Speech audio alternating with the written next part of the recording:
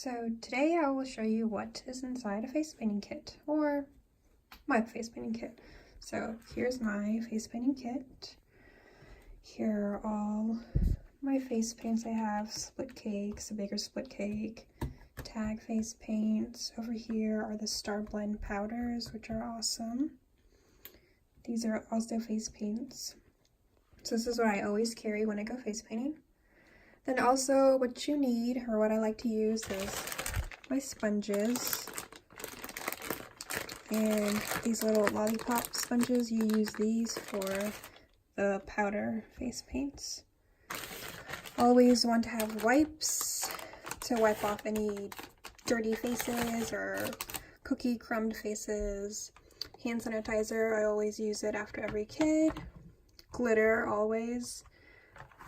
Paintbrushes, stencils if you want to create a unique design on a face, and a bunch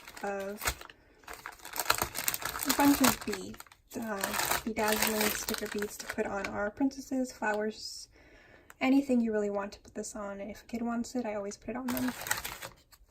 So that's my kit, and I also like to carry around a mirror and my cards so I can pass them out. And here I have a binder that have a lot of other picture ideas. So that is my face painting kit. Thank you.